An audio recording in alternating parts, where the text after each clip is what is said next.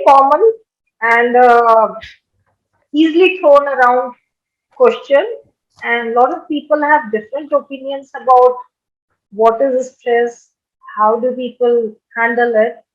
So I will be just talking right now in today's context that in fact in current times all of us are facing and uh, being challenged by stupendous amount of stress. Post-COVID, ongoing COVID pandemic scenario, currently stress is an integral part of our life. Interpersonal communication variance, unrealistic aspirations, limited or ineffective learning processes, poor life skills, all add to stress buildup. And in today's time, with rapid changing systems in the globalization, work environment, natural resources depletion, climate change, the pandemic, the economical power play between haves and have not, all are stressors. If I have to very simplify say, any organism, whether human being or an animal, feels threatened in a unprecedented situation. It's a stress scenario. Even a baby, newborn baby, is under stress. And one simple example I ask a lot of people is, when is the first time you faced or felt stressed? And they said, different scenario. And I say, no. The first time you took a breath on your own after coming out from your mom's womb, your body was under stress because your lungs had to expand to breathe on their own. And that was a stressful situation. For the medical team present in the delivery room or labor room, it was a sign of very happy moment. The baby cry is considered one of the best things a pediatrician or a gynae or specialist want to hear. But as such, the human body is under stress at that given time.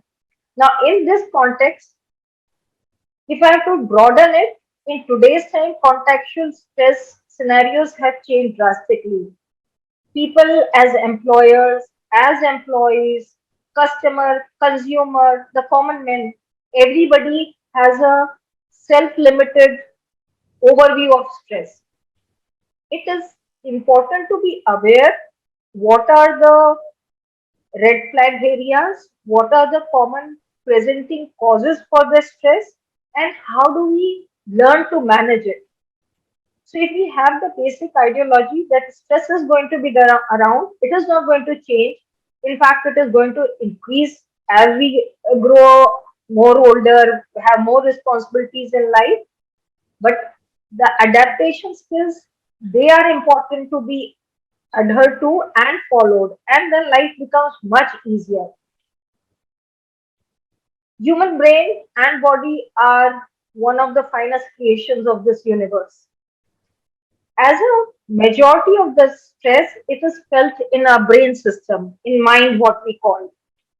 If we know what are the originating points or what are the changes happening in the brain which is affecting our body to react in a certain way, if we understand this, if we unwrap these issues, stress management becomes much, much easier.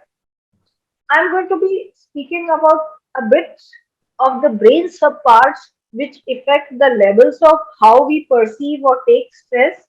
And then, if we understand that, what can be the process to break it down or undo it? So, the body and our life quality becomes better. It is not impossible to be out of stress all the time. Some kind of stress are important for us. So suppose I have a exam tomorrow and I'm feeling very chilled and very casual about it. I won't be putting effective process to prepare for the exam or do the revision regarding the exam. Suppose somebody is standing for a paragliding or a bungee jumping mm, process, and he or she is feeling a surge of some kind of fear. It is a short term stress, but it is also good because the thrill out of that activity, if it is done under proper safety mechanism, is a good way to have a adventure and release of the stress. All the sports, I'm talking about active field sports or even individual sports. If somebody is doing regularly, the body and the brain is under a stress. But these are positive stressors because they bring out endurance for our longevity, quality of life, and they make us feel more in control. So when lot of people who are under stress and they consult and they say, I can't do any physical activity, I say the first step to break down your stressor is get into just 10 minutes walk daily. As we understand, lot of stresses are also environmentally introduced or induced. If we learn to segregate that, is it a environmentally generated stress or it is a my response to the stress which is increasing the vulnerability or my condition to be feeling helpless, it makes a lot of difference in our quality of life and adaptation skills.